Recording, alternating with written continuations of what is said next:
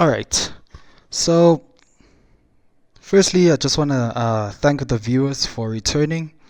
I really do appreciate it, and I hope these videos are going to be informative for you, man. Um, because there is like a lot of topics that I want to get into.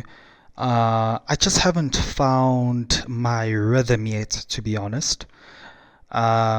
But for this video, I just wanted to talk more about how I study efficiently, right? Um, so, so I used to, or I still do actually. I paint backgrounds for the 2D animation, right? Industry. I paint the backgrounds, basically like the set, right? The background. Some people they don't understand that idea, so I think I just needed to clarify on that. It's just basically like the background where all the characters are going to be situated, and it's quite different to illustration, for instance, because a background painter has to understand where the lighting is coming from. They have to understand what the colors actually do for that particular scene, and those colors you have to be able to convey a certain emotion, right? If you remember, before I was born, films were in black and white, and then for some reason, I'm butchering this, but for some reason, somebody found that we can add more emotions to scenes with color. Blue sad, yellow happy, basic color understanding. But that was basically it, man. That's something that a background painter has to understand. Even color script artists, well, they work hand in hand well, they would have to work hand in hand with storyboard artists. They're both working on story together. Color artists or background painters or color script artists, they working on the emotions of those scenes. So it's very important that they understand what colors can do for the viewer. Um, so where was I getting at? I think there'll be a video for what's this, illustration and background painting. That will be another video. But for this one, whatever you're trying to learn, whether it's character design or environment design or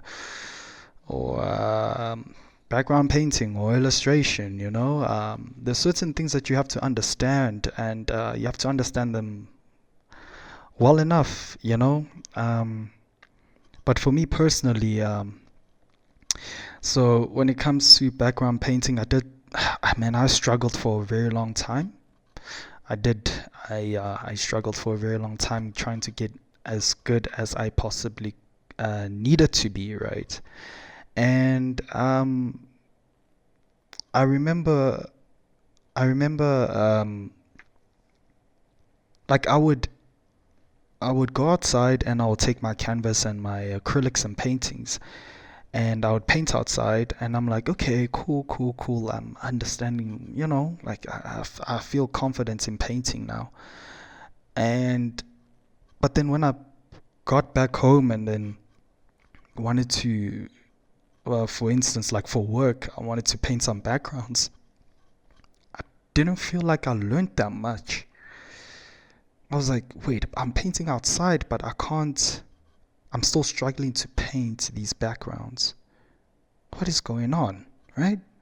What is going on? I went outside, I painted, um, and now I'm painting the backgrounds for a and what's this, like an animated trailer. I can't speak too much about it.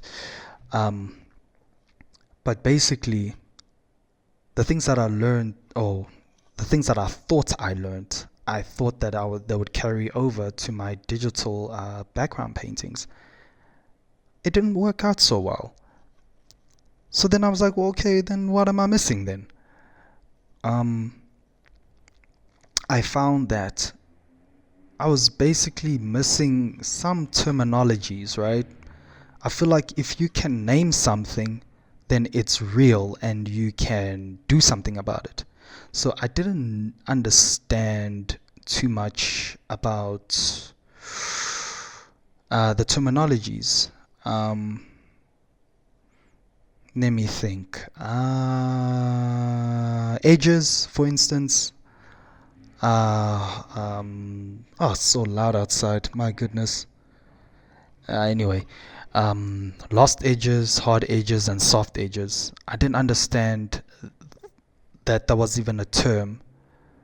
I didn't understand the way of thinking about painting. I think for me personally, it was very essential that when I paint, I'm thinking about shapes.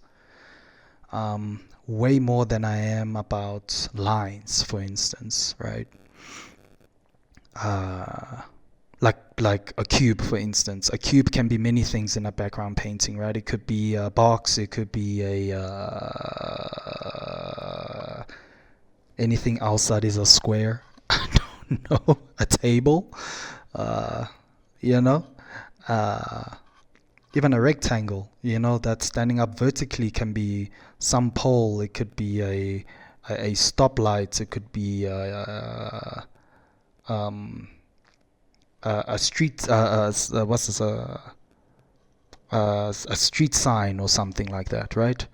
Um, so yeah, shapes are very important, um, but also warm and cool colors. And so yeah, there's a lot of terminologies when it comes to background painting. It's not about this video is not necessarily about painting. It's more about when you're studying, it's very important to actually find out the terminologies that will get you to where you need to be, to the quality that you need them to be, because I find it very difficult to study,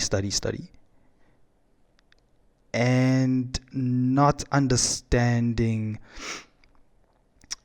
uh, not able to reference a point in time in my art. So what I generally mean is, if you're studying anatomy, of course now you don't have to now learn the names of the muscles and bones. That's crazy, right? You don't have to learn that. So what I mean is, for anatomy you would have to learn landmarks, right? So when I'm studying anatomy, I don't want to learn about the okay, well, the deltoid and the pectoral muscles or anything like that. And there's some muscles that I just really don't know the names of these things, right? But I don't care. All I really care about is the skull itself and the neck, and you have your shoulder blades, right? So I think about it as landmarks, and I think it's the same with background painting as well. Is that I have basic terminologies for myself that help me go through the steps to get to a certain result, right? Um, that's why terminology for me it works out, because I remember when I was painting a digital study painting. My painting was so muddy, right? It was muddy, man. Like, it was so nasty, right? And that went on for like a full year. A full year. Imagine, a full year. And as soon as I learned the term of hard, soft, and lost edges, I started to understand why that is important. Is because hard edges helps you, well, for me, like when I paint something, for instance, I generally have my hard edges at the focal point of my painting, and then lost edges where I don't want the viewer to see so much or have too much attention to that point. So my hard edges normally have a lot of detail, and my lost edges is just blurry, for instance. Like when you're taking a picture, for instance, you have a focal point and it's normally sharp and detailed, and it has all the information for the viewer to see. And then everything else just fades in the background, right? That's your lost edges. So as soon as I understood that term, I was like, okay, terminology is quite important, because you need to name the thing to understand to understand if the art that you're making is where you want it to be, right? And that could be anything, right? There is no right answer. I mean, it's art at the end of the day, but you have a certain goal with your art, and if you aren't meeting it, it's probably because you just lack a bit of knowledge somewhere. And I feel like terminologies really help with that. um yeah. This is going to be a short video, but I hope that you like the drawing that I worked on. I hope you found this a bit informative. You've taken as much as you can in my rambling. um, but yeah, no, I thank you, and if you can, please support me to like and subscribe and tell your friends. And if there's any topic you'd like me to cover, please let me know. Or if you have a better idea about the topics that I've been talking about, please let me know, man. I like to learn too, Um, yeah, so thank you so much, and I hope I check you guys next time. All right, peace.